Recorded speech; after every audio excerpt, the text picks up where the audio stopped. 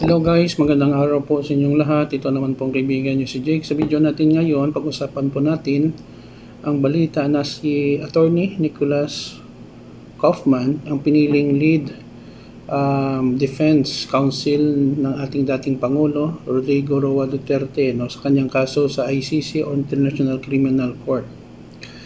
Sabi pa nga ni Attorney Nicholas Kaufman, malaki daw, very confident daw siya na ma-dismiss ang kaso ni Tatay Digong at sa madaling panahon. Nako po. Number one, lahat ng mga abogado yun din ang sasabihin sa mga kliyente na mapanalo natin ang kaso at mapalabas ka dyan sa kulungan ng madaling panahon. Pero tignan natin na mabuti. Kung totoo ang sinasabi niya, mahirap guys, kasi maraming witnesses, malakas ang ebidensya laban kay Tatay Digong sa kanyang kaso crimes against humanity. Meron pa ngang dalawang witness na kinuha ng ICC, mga former hitman ng Davao Death Squad. Nandoon na nga sa ICC sa ngayon sa kanilang safe house. So in terms of evidence, medyo mahihirapan siguro si Attorney Nicholas Kaufman. Siyempre magyabang-yabang yan na madaling panalunin ang kaso kasi yun talaga ang trabaho ng mga abogado at saka millions of euro siguro or dollars ang bayad sa kanya ng mga Duterte sa paghawak ng mga kaso. Sa akin lang guys, tignan natin, hindi tayo makahusga baka totoong sinasabi ni Attorney Nicholas Kaufman or puro lang hangin or kayabangan. Tignan natin. Panalangin din natin ang health ni Tatay Digong na maging mabuti lang siya.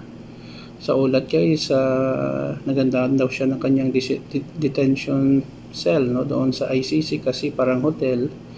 The only problem lang daw ay hindi siya makalabas kasi bilanggo siya temporarily or permanently. May kanin man daw doon at he is in good spirit according kay VP Sara. Yun lang po guys ang mauulat ko sa inyo ngayon. So tignan natin kung ano ang susunod na kamanata, So may mga comments dito sa mga netizen. Kung hina ng signal sa phone. Umuulan kasi dito ngayon sa Negros, Ito mayroon isa. Ang lead lawyer ni Tatay na si Nicholas Kaufman ay isang dayuhan. Di niya kilala si Tatay personally pero nakikita niya ang milyon-milyon na Pilipino sa kalsada sa buong mundo. He knows he is not defending a criminal but the hero sa ating pinapakita. Okay, hero daw si Tatay, according sa isang netizen. How about sa mga biktima ng EJK? Hero ba si Tatay? Kayo na lang guys magsagot, So yun lang po guys, maraming salamat po sa inyong pagsubaybay. Mahal ko kayo, ingat po tayo palagi. Mahalin natin ang ating bansa. Please like, share, and huwag kalimutang mag-subscribe sa channel ko.